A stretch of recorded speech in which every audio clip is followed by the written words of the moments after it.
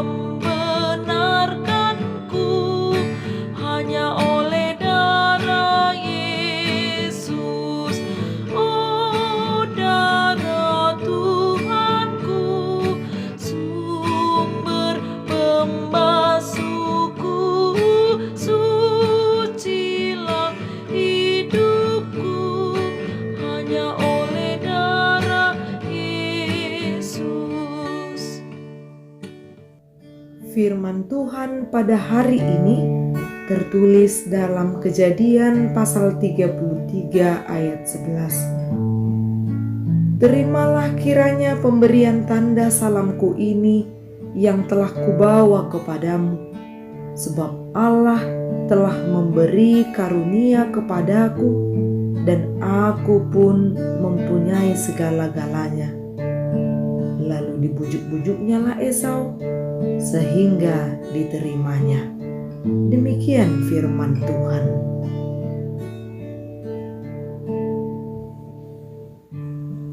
Bersedia mengampuni. Pernahkah engkau disakiti, dihina, dilukai hatimu oleh sesamamu? Tentu perasaan kecewa, benci, dendam akan muncul akibat perbuatan itu. Atau pernahkah engkau melukai, menghina, menyakiti hati sesamamu? Tentu ada masanya untuk kita mengingat dan sadar akan perbuatan kita yang tidak baik terhadap sesama. Maka yang sangat diperlukan kesadaran untuk hidup di dalam kasih, bersedia mengampuni, dan mau memohon pengampunan. Kisah inilah yang terjadi pada kehidupan Esau dan Yakub. Yakub yang berbuat salah.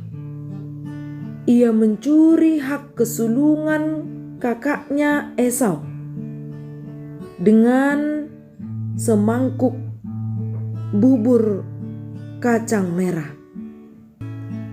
Akibat dari perbuatan Yakub, mereka terpisahkan selama 20 tahun. Esau sebagai orang yang telah disakiti,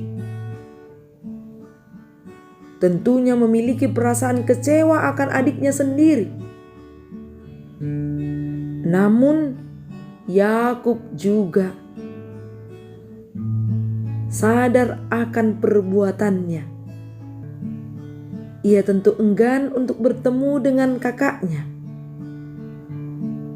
Namun di dalam hatinya ada kerinduan agar mereka berdamai kembali. Yakub pun menjumpai dan bahkan mengakui kesalahannya dengan bersujud sampai ke tanah 7 kali. Dan ia memohon agar kiranya Esau menerima pemberian tanda salamnya.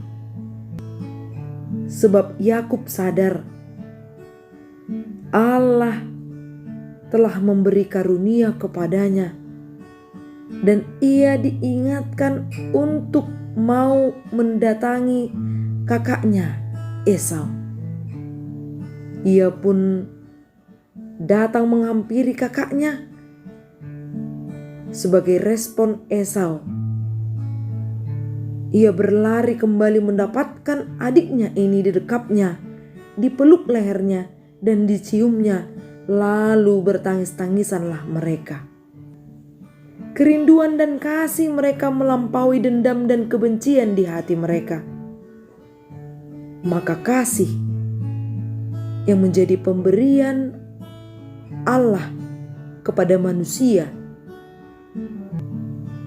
kita pakai sebagai alat untuk memaafkan sesama kita yang telah melukai hati kita.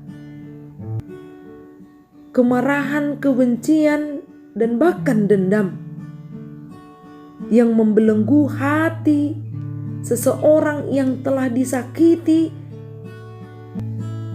hilang sekejap mata karena kasih Allah memberi pengampunan di dalam hati kita, sehingga kita diajak untuk mau mengampuni sesama kita yang telah melukai hati kita. Yakub datang dengan kerendahan hatinya, mau mengakui kesalahan dan memohon pengampunan. Teladanilah sikap Yakub. Begitu juga dengan Esau. Ia sadar sebab ia hidup di dalam kasih Tuhan, sehingga hatinya digerakkan untuk mau mengampuni adiknya. Kasih mengajarkan kita untuk tidak mengabdikan diri kepada hal yang sia-sia. Kasih mengajarkan kita untuk tidak bergantung kepada hal yang sia-sia. Hidup di dalam kasih berarti mau mengampuni dan mau juga memohon pengampunan. Kasih membuat hubungan yang rusak tadi dipulihkan.